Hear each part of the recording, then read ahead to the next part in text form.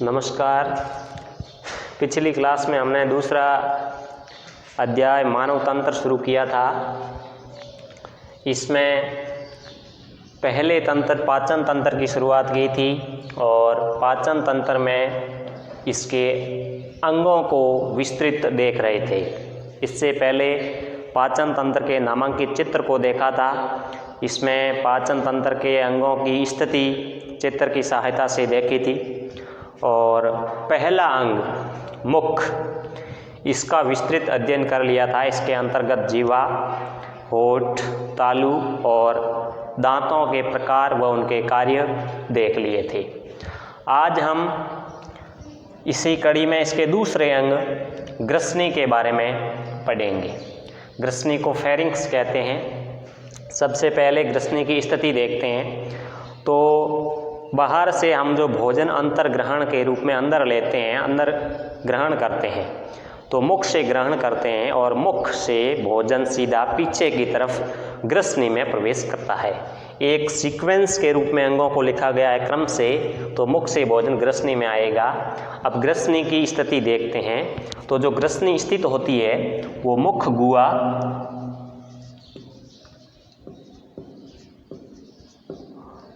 मुख गुहा के अंदर जीवा और तालु, इनके पिछले भाग में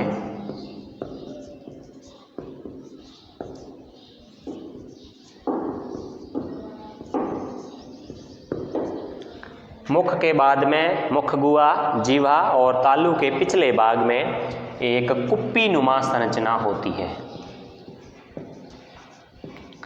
कुप्पी नुमा मतलब फ्लास्क या सैक शेप कहते हैं इसको।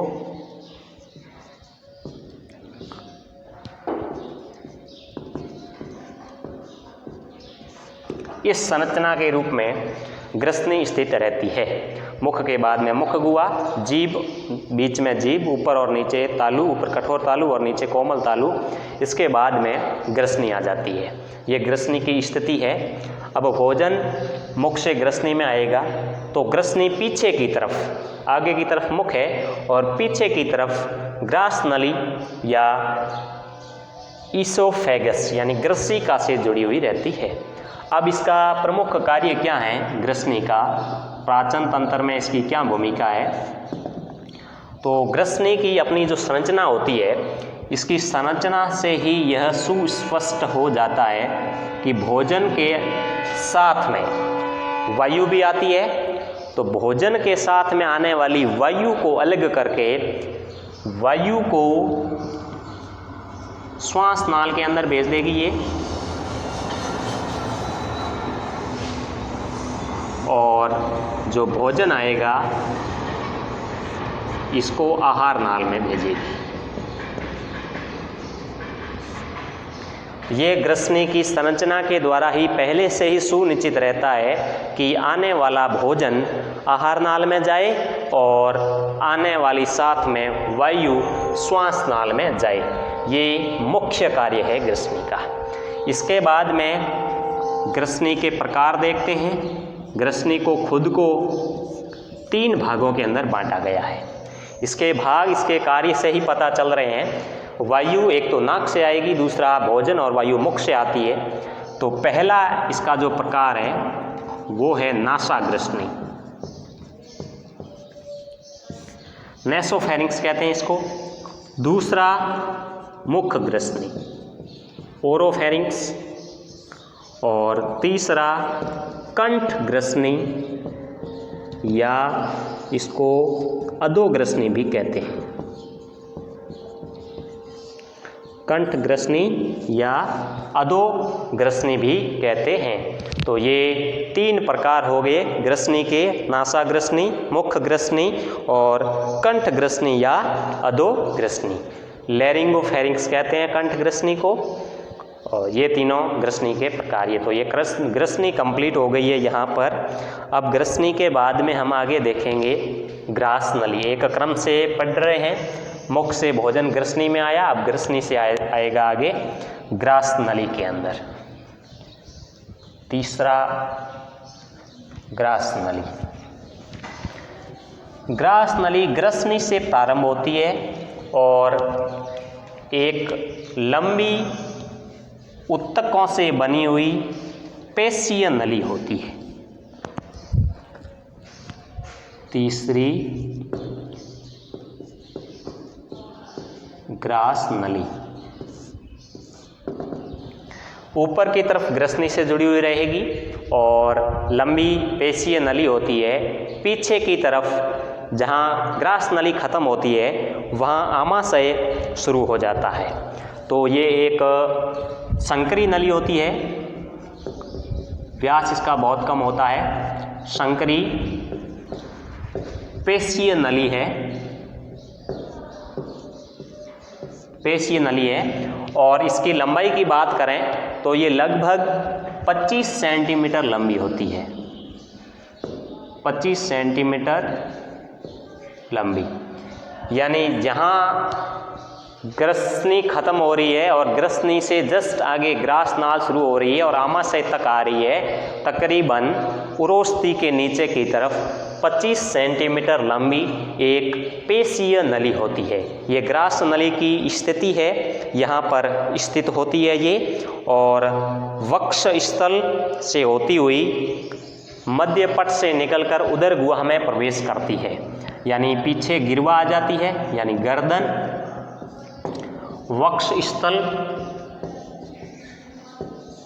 इनसे निकलती हुई आगे की तरफ मध्य पट, मध्य पट को डायफ्राम बोलते हैं। डायफ्राम से निकलती हुई उदर गुहा में प्रवेश करती है, उदर गुहा में प्रवेश करती है। यानी कि यहाँ पर हमारा आमाशय होता है। ये इसकी पूरी स्थिति हो गई। कहाँ से प्रारंभ होती है, कहाँ तक जाती है? तो गिरवा यानी गर्दन से प्रारंभ होती हुई वक्ष स्थल से गुजरती हुई आगे मध्य पट यानी डायफ्राम के पास में से उदर गुहा के अंदर, लास्ट में आमाशय के अंदर जाकर के ये खत्म होती है। तो ये ग्रास नली की स्थिति हो गई है। अब इस ग्रास नली का प्रमुख कार्य देखा जाए तो पाचन तंत्र में ये क्या भूमिका निभाती है? तो सीधी सी बात है, ये एक लंबी नलिका के रूप में है। तो ये भोजन को ग्रसनी से ग्रहण करेगी और आमाशय के अंदर पहुंचाती है। ये इसका प्रमुख काम है, यानी एक कनेक्टिव लिंक की तरह कार्य करती है। ग्रसनी से आमाशय के बीच के रास्ते को जोड़ती है। यहाँ पर भोजन के आवागमन को सुचारू रूप से संचालित करने का काम जो है वो ग्रास नली का होता है। अब ग्रास नली के अंदर, खुद के अंदर 25 सेंटीमीटर लंबी है, भोजन चलता है, तो कुछ श्लेष्मा ग्रंथियाँ होती है, श्लेष्मा ग्रंथियाँ होती है। ये श्लेष्मा ग्रंथियाँ श्लेष्म स्रावित करती है, श्लेष्मा का स्त्रावण करती है,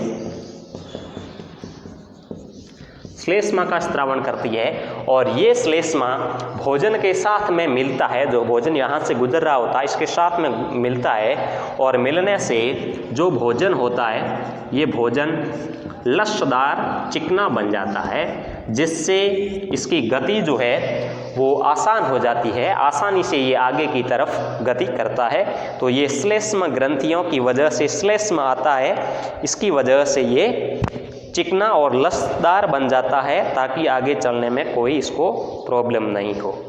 इसके बाद में इसकी भित्तियाँ हैं, ग्रास नली की जो भित्तियाँ हैं वो भी एक भोजन को विशेष गति प्रदान करती है।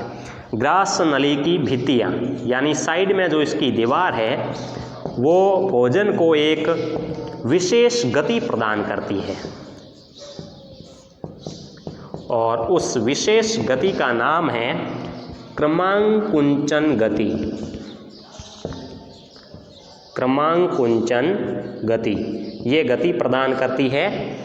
ग्रास नली की भित्तियाँ भोजन को कैसे करती है? जैसे मान लेते हैं ये ग्रास नली ये है और इसके अंदर ये भोजन चल रहा है, भोजन चल रहा है।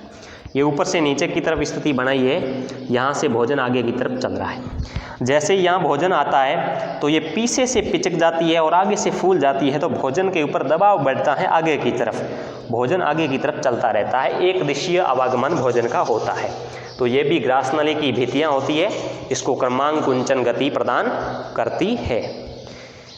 फिर ग्रास नली के शीर्ष के ऊपर उत्तकों का एक पल्ला होता है, यानी मान लेते हैं कि यहाँ से ये ग्रास आगे ग्रसनी है और यहाँ से ग्रास नली प्रारंभ हो रही है, तो इसके शीर्ष के ऊपर यहाँ बात की जाए तो उत्तकों का एक पल्ला होता है, उत्तकों का बना हुआ पल्ला यानी फ्लैप होता है। उत्तकों का एक छोटा उत्तकों से बना हुआ एक पल्ला होता है, उस पल्ले का क्या काम है और उस पल्ले को क्या कहते हैं ये आपको ध्यान रखना है। ये जो पल्ला होता है इसको घाटी ढक्कन या एपिग्लोटिस कहते हैं। एपिग्लोटिस, इंग्लिश में एपिग्लोटिस कहते हैं। यानी ग्रास नली के शीर्ष के ऊपर जो उत्तकों का बना हुआ पल्ला होता है उसको घाटी ढक्कन या एपिग्लोटिस कहते हैं। अब इसका काम देखते हैं कि ये क्या कार्य करता है। तो भोजन जब हम निगलते हैं ग्रसनी से पार करके जैसे ही ग्रास नली में जाता है, तब इस घाटी ढक्कन की या एपिग्लोटिस की यह भूमिका रहती है कि ये श्वास नाल के ऊपर आ जाए, जिससे आने वाला भोजन आहार नाल में ही जाए, श्वास नाल के साथ में भोजन के कण नहीं जाए। और जब हम आराम की स्थिति में होते हैं, भोजन ग्रहण नहीं कर रहे होते हैं, नॉर्मली श्वास ले रहे होते हैं, तब ये ढक्कन घूम करके आहार नाल के ऊपर चला जाता है, ताकि हमारे द्वारा ग्रहण की जाने वाली प्राणवायु या वायु श्वास नाल में ही जाए, भोजन नाल में नहीं जाए। इसको ऐसे समझ सकते हैं कि ये इस तरह से ढक्कन बना हुआ है और घूमने वाला ढक्कन है, दोनों नलियां पास पास में हैं। जब भोजन आ रहा है तो ये श्वास नाल के ऊपर जाएगा, और जब भोजन नहीं आ रहा है तब ये आहार नाल के ऊपर जाएगा और वायु है वो श्वास नाल में चली जाती है। ये घाटी ढक्कन का या एपिग्लोटिस का कार्य है। 1 नंबर के क्वेश्चन में पूछ भी सकते हैं कि एपिग्लोटिस क्या होता है या घाटी ढक्कन क्या होता है और इसका क्या कार्य होता है, तो ये भी आपको ध्यान में रखना है और विस्तार से इसको बताना है। तीसरा अंग जो था ग्रास नली, ये भी कंप्लीट हो गया। अब इसी क्रम में भोजन जब आगे बढ़ता है तो चौथे अंग में आ जाता है, आमाशय के अंदर। अब हम चौथे अंग के बारे में पढ़ेंगे। इनको आपको भी क्रम से याद रखना है, जिस तरह से भोजन आगे की तरफ गति करता है उसी क्रम में अंगों को बताना है। प्रश्न पूछा भी जाए पाचन तंत्र के अंगों के बारे में, तब भी आपको एक क्रम से अंगों की व्याख्या करनी है। सबसे पहले मुख बताना है, इसके बाद में ग्रसनी बतानी है, फिर ग्रास नली बतानी है और फिर आएगा आमाशय।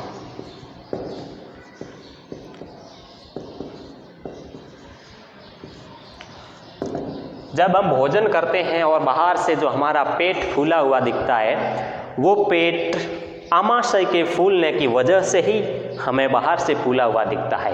यानी पेट का ज़्यादातर हिस्सा जो होता है वो आमाशय ही होता है। इससे हमारी स्थिति पता लग जाती है कि वास्तव में आमाशय है कहाँ पर। ये बाहर से देख करके हम अनुमान लगा सकते हैं, कल्पना कर सकते हैं कि यहाँ पर आमाशय है। बाकी डायरेक्ट रूप से तो हम केवल मुख को ही देख पाते हैं, किसी दूसरे व्यक्ति के मुख को देख सकते हैं, खुद के मुख को देख सकते हैं। बाकी सारे आंतरिक अंग हैं, इन्हें हम खुद नहीं देख सकते, इंटरनल स्ट्रक्चर्स है ये सब। तो आमाशय भोजन ग्रहण करने के बाद में जहाँ से पेट फूल रहा है वो आमाशय होता है। अब आमाशय एक पाचन तंत्र का बहुत इम्पोर्टेंट अंग है। इसकी क्या भूमिका है और इसकी क्या संरचना है वो देखते हैं। तो ये होता कहाँ है, तो ये तो सीधी सी बात है कि ग्रास नली से आगे की तरफ होगा। पीछे से भोजन ग्रास नली तक आ गया था तो ग्रास नली से आगे की तरफ, और पीछे किससे होगा, तो आमाशय खत्म होने के बाद में जो आगे अंग आएगा उससे पीछे की तरफ, यानी आगे छोटी आंत आएगी। छोटी आंत का पहला भाग आएगा अग्रशुद्धांत्र, इससे पहले होगा, यहाँ पर जो होगा वो होगा आमाशय। ये आमाशय की स्थिति है, यानी ग्रास नली से पीछे की तरफ और छोटी आंत का जो पहला भाग है जिसको हम ग्रहणी कहते हैं, इसको ग्रहणी कहेंगे। छोटी आंत पढ़ेंगे तब इसकी संरचना आ जाएगी, यानी ग्रहणी से पहले और ग्रास नली के बाद में इन दोनों के बीच का जो अंग होता है वो आमाशय होता है। आमाशय की संरचना देखी जाए तो ये भी एक पेशीय अंग है, जिस प्रकार से ग्रास नली थी उसी तरह से आमाशय भी एक पेशीय अंग है। और इसकी आकृति देखी जाए तो ये इंग्लिश के अंदर जो जे लेटर होता है उसके समान होता है, ये अंग्रेजी के जे अंग के समान होता है, इसकी संरचना होती है। नामांकित चित्र में हमने इसका चित्र भी बनाया था, जैसे ये यहाँ से आ रही है ग्रास नली पीछे की तरफ, और ग्रास नली के बाद में ये जो यहाँ अंग होता है ये आमाशय होता है। ये ग्रास नली है या ग्रसिका, इसोफेगस, और ये है आमाशय। ये अंग्रेजी के जे अक्षर के समान है इसकी संरचना। और फिर यहाँ से आगे छोटी आंत कुंडलित संरचना के रूप में ये छोटी आंत प्रारंभ हो जाती है, और इसका जो पहला भाग है इसको ग्रहणी कहते हैं, ग्रहणी कहते हैं। इसके बाद में अग्र शुद्धांत्र आ जाती है, फिर शुद्धांत्र आती है। तो ये ग्रहणी और ग्रास नली दोनों के बीच का जो अंग है ये पूरा का पूरा आमाशय है। ये आमाशय की स्थिति भी हो गई और आमाशय की संरचना हो गई, पेशीय होता है और जे आकार का होता है।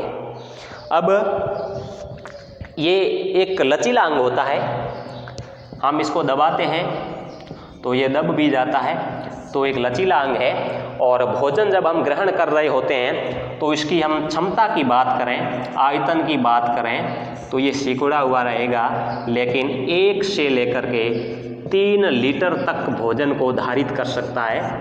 1 से 3 लीटर तक भोजन इसके अंदर आ जाता है, ये इसका आयतन है, इसकी क्षमता है। 1 से लेकर के 3 लीटर तक भोजन एक समय में आमाशय ग्रहण कर सकता है। अब आमाशय के भाग देखते हैं। जिस प्रकार से ग्रसनी के 3 भाग देखे थे उसी तरह से आमाशय भी 3 भागों में बांटा गया, इसको भी 3 भागों में। इस चित्र से देखते हैं कैसे बांटा है 3 भागों में।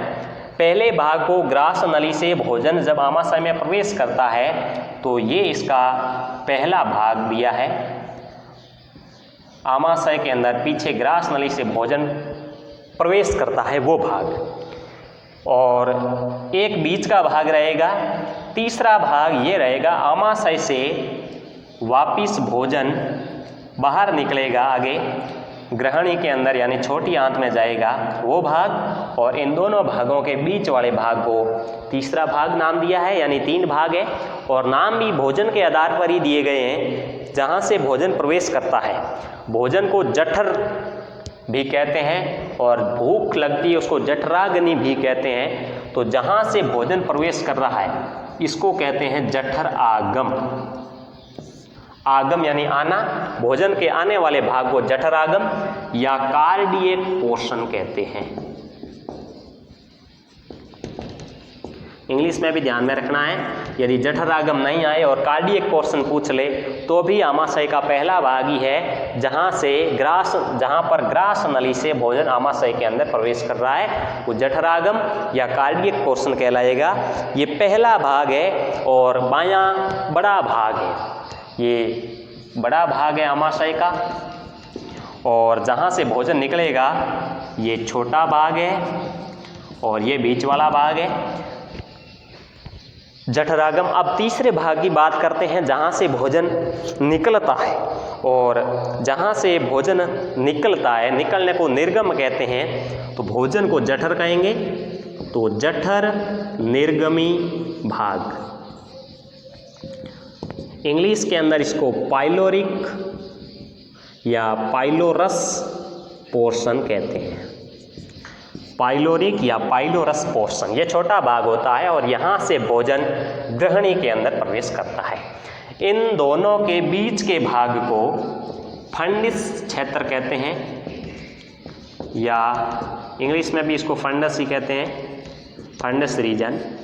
ये बीच का भाग होता है। तो ये आमाशय के तीनों भाग हो गए। पहला भाग जठरागम या कार्डियक पोर्शन, जहाँ से भोजन प्रवेश करता है। दूसरा भाग जठर निर्गमी भाग या पाइलोरस पोर्शन, जहाँ से आमाशय से भोजन ग्रहणी के अंदर छोटी आंत में प्रवेश करता है। और तीसरा इन दोनों के बीच का भाग फंडिस क्षेत्र। ये आमाशय के खुद के भाग हो गए। अब जहाँ से भोजन आमाशय में प्रवेश करता है और जहाँ से निकलता है, वहाँ पर दो अवरोधिनी या समवर्णी पेशियां पाई जाती हैं। ये भोजन की गति को नियंत्रित करने के लिए होती है। आमाशय के अंदर दो समवर्णी या अवरोधनी पेशियां। अब आपको पूछे कि ये समवर्णी या अवरोधनी पेशियां क्या होती है, इनका क्या काम है, तो आमाशय के अंदर जो भोजन आगे की ओर बढ़ रहा है, यानी इसका जो पारगमन है, पारगमन को नियंत्रित करती है। पारगमन के नियंत्रण का काम करती है ये दोनों पेशियां, समवर्णी या अवरोधिनी पेशियां। अब इनकी भी स्थिति देख लेते हैं, ये कहाँ पर होती है। तो पहली ग्रास नली से भोजन प्रवेश कर रहा है आमाशय के अंदर, तो इस स्थान पर होगी पहली पेशी, अवरोधनी पेशी या संवर्णी पेशी। दूसरी, वापिस आमाशय से भोजन निकलेगा, छोटी आंत के अंदर जाएगा, यहाँ पर होती है दूसरी पेशी। तो पहली पेशी में ग्रास नली से भोजन आमाशय में आ रहा है, इसलिए इसका नाम भी इसी तरह से दिया गया है, ग्रास नलिका अवरोधनी। ये ग्रास नली से आमाशय के अंदर जब भोजन आ जाता है एक बार, और आमाशय के अंदर अम्लीय माध्यम होता है, आगे पाचन में पढ़ेंगे ये, यहाँ अम्लीय माध्यम होता है और ग्रास नली से भोजन आ गया है। अब भोजन वापिस ग्रास नली में नहीं जाए, क्योंकि ये अम्लीय भोजन है, यहाँ से वापस ग्रास नली में जाने से रोकने का काम जो करती है वो ग्रास नली का अवरोधनी करती है। ग्रास नली से एक बार भोजन आमाशय में आ गया है तो अब ये वापस नहीं जाए, ये काम होता है पहली अवरोधनी का या पहली समवर्णी पेशी का, जिसको कहते हैं ग्रास नली का अवरोधनी। अब जो दूसरी पेशी या दूसरी अवरोधनी होती है, वो जहाँ से जठर निर्गमी भाग है छोटी आंत का, वहीं होती है। ये होती है जठर, नाम इसी हिसाब से रखे गए हैं, जठर निर्गमी अवरोधनी। ये क्या करती है, आमाशय के अंदर भोजन आ रहा है, पीछे से हम जब खाना खाते हैं तब आमाशय के अंदर सीधा भोजन जाता है और वहाँ इकट्ठा होता है। यदि ये अवरोधनी नहीं होती तो हम जैसे ही भोजन खाते, वो भोजन आमाशय से सीधा आगे छोटी आंत में चला जाता। इसका मतलब जो आमाशय के अंदर पाचन होना चाहिए वो पाचन होगा ही नहीं और भोजन सीधा आगे बढ़ जाएगा। इसके लिए ये जठर निर्गमी अवरोधनी इसको रोकती है भोजन को यहाँ पर, और उस हिसाब से आगे बढ़ाती है, टुकड़ों में क्रमशः आगे बढ़ाती है, ताकि आमाशय में भी भोजन का पाचन हो जाए और पीछे से आने वाला भोजन आमाशय में एकत्रित होता रहे और आगे भी उसी हिसाब से चलता रहे, जैसे छोटी आंत में पाचन होता रहे आगे। उस आधार पर ये जठर निर्गमी अवरोधनी पाई जाती है और ये भोजन निकास को नियंत्रित करती है। यानी कुल मिलाकर के इन दोनों का जो काम है वो भोजन निकास का ही है। भोजन निकास में भी पहले भाग का काम तो वापस ग्रास नली में भोजन को जाने से रोकना है, और दूसरा यहाँ ग्रहणी आती है छोटी आंत की, उसको उसमें भोजन जाने को रोकना है, उसको नियंत्रित करना होता है। तो ये हमारा चौथा अंग आमाशय भी कंप्लीट हो गया। अब आमाशय के बाद में भोजन आगे बढ़ता है, पांचवें अंग में प्रवेश करता है। आमाशय से भोजन छोटी आंत में प्रवेश करता है। आमाशय में भोजन कई घंटों तक भी रह सकता है। इसके बाद में छोटी आंत में जाएगा, वहाँ पर भोजन के पाचन और अवशोषण की प्रक्रिया सर्वाधिक होती है। पांचवा छोटी आंत।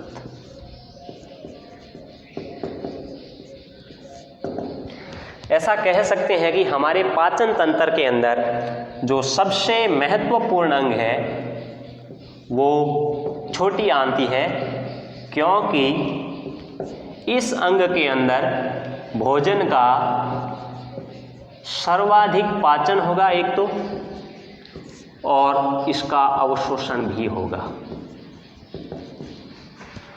ये दोनों काम सबसे ज़्यादा छोटी आंत के अंदर होते हैं। तो पाचन तंत्र का कार्य भी यही है कि जो भोजन हम बाहर से ले रहे हैं उसको छोटे भागों में सरलीकृत करके और अवशोषित किया जाए हमारे शरीर के लिए। वो काम छोटी आंत में सबसे ज़्यादा हो रहा है, तो ये भोजन का पाचन भी सर्वाधिक, अवशोषण भी सर्वाधिक करती है, इसलिए ये एक महत्वपूर्ण अंग होता है। फिर ये देखते हैं कि इसकी लंबाई कितनी होती है। पहले हमने देखा था कि पूरी जो आहार नाल है मुख से लेकर के मलाशय तक, उसकी लंबाई होती है तकरीबन 8 से लेकर के 10 मीटर तक। ये टोटल आहार नाल की लंबाई थी। इसमें से 8 से लेकर के 10 मीटर में से लगभग 7 मीटर तो केवल छोटी आंत ही होती है, यानी इसका 90% भाग केवल छोटी आंत ही होती है। 7 मीटर तक तो केवल छोटी आंत ही है, पीछे 2 से 3 मीटर का भाग बचा है, वो बाकी वाले आएंगे, आमाशय, बड़ी आंत और बाकी जो सारे अंग बच गए थे 6 अंग, वो 2 से 3 मीटर ही है और लगभग 7 मीटर तक केवल छोटी आंत की लंबाई होती है। तो ये अपने आप में गुंथी हुई रहती है, कुंडलित रहती है, इसलिए हमें लगती नहीं है कि ये इतनी लंबी भी हो सकती है, लेकिन ये इतनी लंबी होती है। और अब ये कहाँ से शुरू होती है और कहाँ ख़त्म होती है? तो जहाँ आमाशय ख़त्म हो रहा है, यानी आमाशय का जो जठर निर्गमी भाग था, आमाशय का तीसरा भाग, जठर निर्गमी भाग, जहाँ से भोजन निकल रहा था, वहाँ से ये प्रारंभ हो जाती है, शुरू हो जाती है छोटी आंत। और ख़त्म कहाँ पर होती है? तो छोटी आंत का जो लास्ट सिरा होगा वो बड़ी आंत से जुड़ेगा, यानी जहाँ पर बड़ी आंत प्रारंभ होगी वहाँ छोटी आंत खत्म हो जाएगी। तो जठर निर्गमी भाग से लेकर के बड़ी आंत तक छोटी आंत पाई जाती है। फिर आहार नाल के इस अंग के द्वारा ही भोजन का सर्वाधिक पाचन और अवशोषण होता है, ये हमने अभी देख लिया है। और आगे देखते हैं इसके भाग कौन कौन से हैं। तो जिस प्रकार से ग्रसनी के 3 भाग थे, आमाशय के 3 भाग थे, इसी तरह से छोटी आंत को भी 3 भागों में बांटा गया है।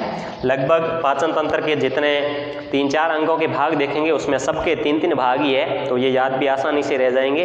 पहला ग्रहणी, ये हमने अभी देखा था, ग्रहणी या ग्रहणी, ये आमाशय से निकलते ही पहला भाग आता है छोटी आंत का, ग्रहणी। इसको ड्यूडेनम भी कहते हैं। और इस भाग के अंदर ये छोटा भाग है, छोटी आंत का भी 3 भागों में से ये सबसे छोटा भाग है। और इस भाग का प्रमुख कार्य ये है कि जो भोजन का रासायनिक पाचन होता है, रासायनिक पाचन होता है, ये सर्वाधिक यहीं पर होता है। रासायनिक पाचन का मतलब एंजाइमों के द्वारा जो पाचन होगा वो सर्वाधिक छोटी आंत में, और छोटी आंत के भी पहले भाग ग्रहणी के अंदर होता है, ड्यूडेनम कहते हैं इसको, ड्यूडेनम। तो ये ध्यान में रखना है कि ये छोटी आंत का पहला भाग है, यहाँ पर सर्वाधिक रासायनिक पाचन होता है, यानी एंजाइमों के द्वारा भोजन का पाचन होता है। पाचन की क्रियाविधि देखेंगे तो खूब सारे एंजाइम आएंगे, वहाँ एंजाइमों के बारे में पढ़ेंगे। दूसरा भाग छोटी आंत का ही दूसरा भाग है। अब ग्रहणी के अंदर रासायनिक पाचन होगा भोजन का, इसके बाद में जो भोजन बच जाएगा उस भोजन को आगे की तरफ भेजा जाएगा। छोटी आंत का ही दूसरा भाग है अग्र क्षुदांत्र, अग्र क्षुदांत्र, इसको ड्यूडेनम कहते हैं, इसको जेजुनम कहते हैं, जेजुनम। ये क्या करता है अग्र क्षुदांत्र दूसरा भाग? अब जो भोजन ग्रहणी में बचा हुआ आया है आगे अग्र क्षुदांत्र के अंदर, ये यहाँ पर उस पचित आहार का अवशोषण करेगा, ये इसका मुख्य काम है। यहाँ पर रासायनिक पाचन हो चुका है, तो उस पचे हुए भोजन का अवशोषण करने का काम अग्र क्षुदांत्र के अंदर होता है। और अवशोषण भी एक विशेष प्रकार की कोशिकाएं करती है, उन कोशिकाओं को आंत्र कोशिकाएं कहते हैं, आंत्र कोशिकाएं होती है। ये आंत्र कोशिका एंटेरोसाइट्स, इंग्लिश में एंटेरोसाइट्स कहते हैं, एंटेरोसाइट्स।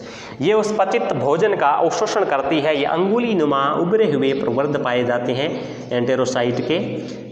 यहाँ अंदर की तरफ जो पचित भोजन है उसका अवशोषण होता रहता है। तो ये इसका दूसरा भाग हो गया। और इसका काम ध्यान में रखना है कि अवशोषण का काम करता है और अवशोषण में भी विशेष करके आंतर कोशिकाएं पाई जाती है। ये एंटेरोसाइट्स इनका अवशोषण करती है। तीसरा भाग है शुद्धांत्र, इलियम। छोटी आंत का ही अभी तीसरा भाग चल रहा है। अग्र शुद्धांत्र हो गया, पहला ग्रहणी था और तीसरा है शुद्धांत्र, इलियम। अब जो भोजन अग्र शुद्धांत्र के अंदर आया है, अवशोषित हो गया है और अपशिष्ट बच गया, यानी और भी पीछे बचा हुआ भोजन है, वो भोजन इस शुद्धांत्र के अंदर भेज दिया जाता है। और यहाँ पर जो बचा हुआ भोजन आया है उसमें से उन पोषक तत्वों का अवशोषण होता है जो यहाँ पर अग्र शुद्धांत्र में अवशोषित नहीं हुए थे। यानी यहाँ जो बच गए हैं उनका अवशोषण आगे आकर के यहाँ शुद्धांत्र के अंदर होता है। विशेष करके उन तत्वों की बात करें तो एक तो पित्त लवण होते हैं, ज़्यादातर इनका अवशोषण होता है, और दूसरा कुछ विटामिन होते हैं, इनका अवशोषण भी यहाँ पर होता है। यानी बाइल साल्ट और विटामिन, इन दोनों का अवशोषण छोटी आंत के तीसरे भाग शुद्धांत्र के अंदर होता है। ये छोटी आंत के कार्य हो गए, इसके भाग हो गए, तीनों भागों के अलग अलग कार्य हो गए। अब हम देखते हैं इससे आगे, अभी जो भोजन बचा हुआ है शुद्धांत्र के अंदर अवशोषण भी हो गया है, लेकिन पीछे और भी भोजन बचा हुआ है, वो आगे बढ़ेगा और आगे बढ़ करके प्रवेश करता है बड़ी आंत के अंदर, जिसको लार्ज इंटेस्टाइन कहते हैं। अब हम छठे भाग को देखते हैं,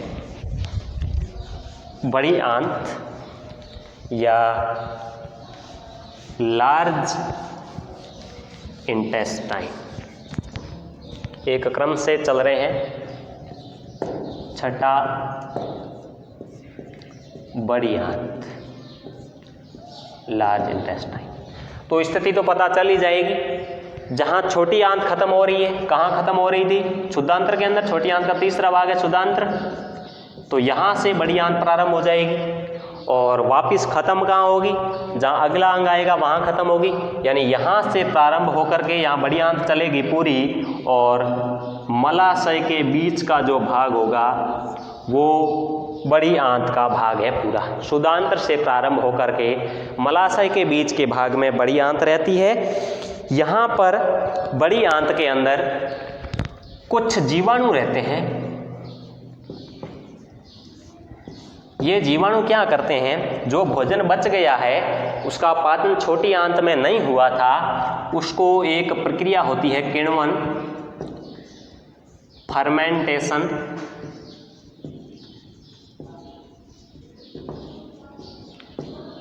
किण्वन की प्रक्रिया के द्वारा इस भोजन को सड़ाया जाता है, उसको गलाया जाता है, और उसमें से जो पाचक रस काम के होते हैं उनको पाचन करके अवशोषित किया जाता है।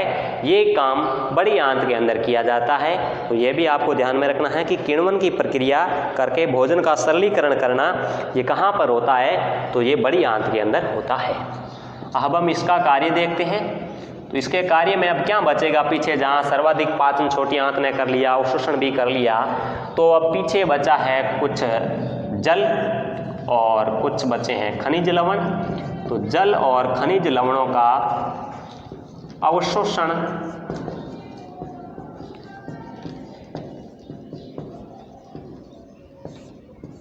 ये काम है बड़ी आंत का। जल, जो बचा हुआ अपशिष्ट भोजन है उसमें से जल और खनिज लवणों का अवशोषण करती है बड़ी आंत। ये बड़ी आंत का कार्य है। अब हम देखते हैं कि बड़ी आंत को खुद को भी 3 भागों में बांटा गया है। सबके 3-3 भाग ही आ रहे हैं। बड़ी आंत के भाग देखते हैं, इसके भी 3 भाग हैं।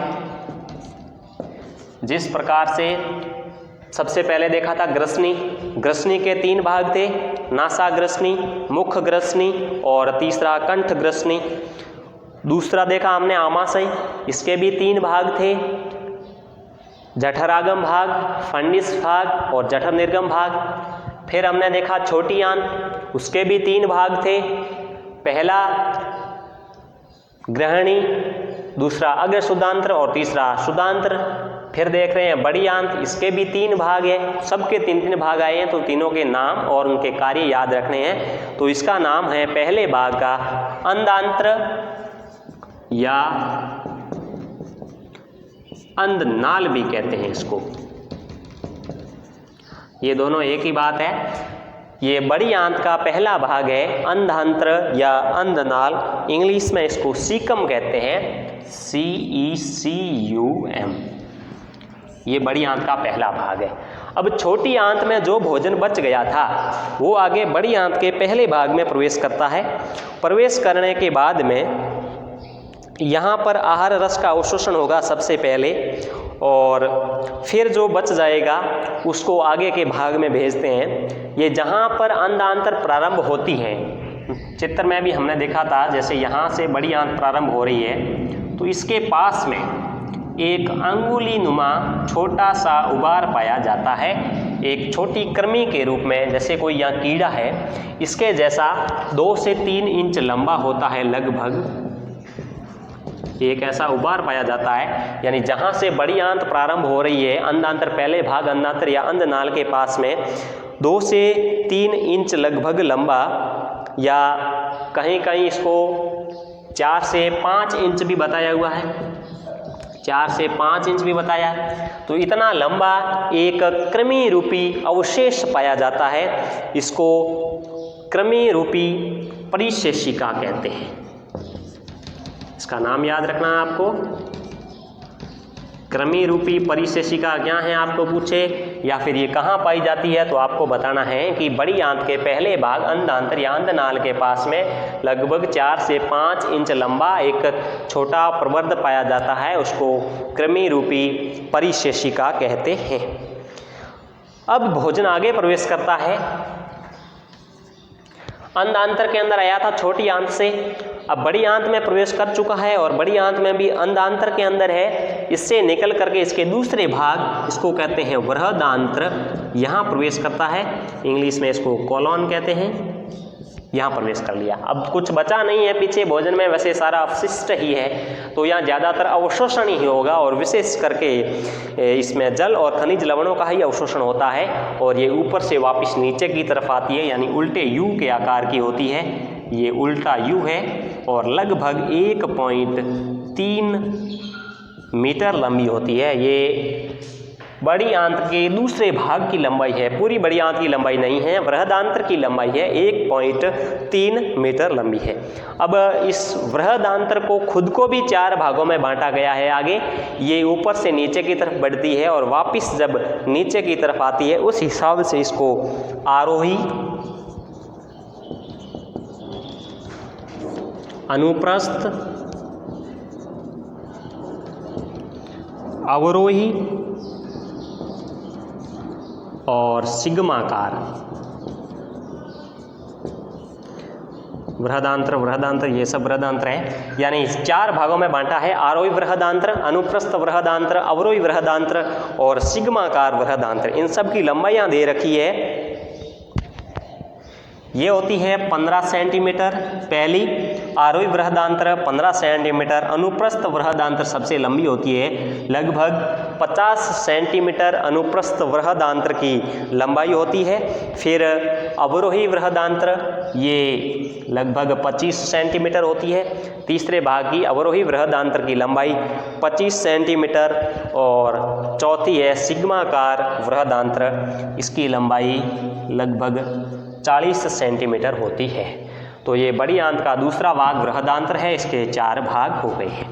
अब आगे देखते हैं बड़ी आंत का तीसरा भाग। जो बड़ी आंत का तीसरा भाग है वो वैसे पाचन तंत्र का अंतिम भाग है, इसको बड़ी आंत के साथ में शामिल कर लिया है। तीसरा भाग ये बड़ी आंत का तीसरा भाग है, लेकिन पाचन तंत्र का अंतिम भाग है। अब भोजन यहाँ प्रवेश करेगा, इसको बोलेंगे मलाशय या रेक्टम।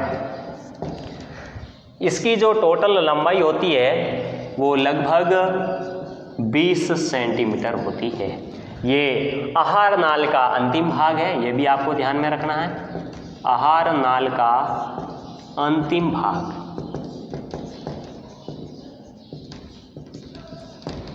लास्ट स्टेप में भोजन इसमें प्रवेश करता है। आहार नाल के अंतिम भाग में लगभग 20 सेंटीमीटर लंबा होता है, इसको कहते हैं मलाशय।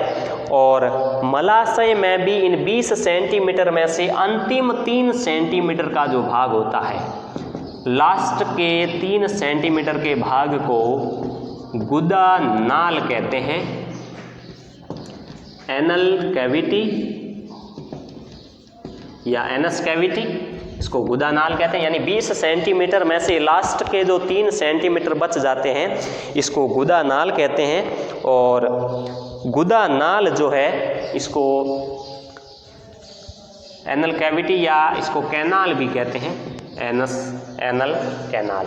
ये गुदा नाल जहाँ से लास्ट सिरे से बाहर निकलती है उसको कहते हैं गुदा द्वार, गुदा द्वार यानी एनस। गुदा द्वार के द्वारा जो अपशिष्ट संपूर्ण पाचन और अवशोषण के बाद में बच गया है, इसको बाहर उत्सर्जित कर दिया जाता है। यानी यहाँ उत्सर्जन तंत्र भी काम करता है, तो ये गुदा द्वार या एनस कहलाता है, जो कि आहार नाल का अंतिम बिंदु होता है। यहाँ पर भी 2 संवर्णी पेशियाँ पाई जाती है, 2 संवर्णी पेशियाँ पाई जाती हैं जो कि मल त्याग को नियंत्रित करती है। जिस तरह से आमाशय में भी 2 संवर्णी पेशियाँ थी, इसी तरह से यहाँ पर भी 2 संवर्णी पेशियाँ हैं। ये इन दोनों के नाम बहुत आसान हैं, वही संवर्णी पेशी एक तो, और दूसरी अंतः संवर्णी पेशी। ये दोनों मल के निकास को, मल त्याग को नियंत्रित करती है। इस तरह से ये हमारा मलाशय कंप्लीट हो गया है। इसमें संपूर्ण अंग पढ़ लिए हमने। पाचन तंत्र के मुख हो गया था, ग्रसनी हो गया, ग्रासनली हो गया, आमाशय, छोटी आंत, बड़ी आंत और मलाशय, ये पाचन तंत्र के अंग हो गए। अब हम पढ़ेंगे पाचन तंत्र की ग्रंथियां और फिर वापस देख लेंगे एंजाइम के साथ में पाचन की क्रिया। यहाँ ये पाचन तंत्र कंप्लीट हो जाएगा। अगली एक क्लास के अंदर आपको पूरा रिवाइज करके आना।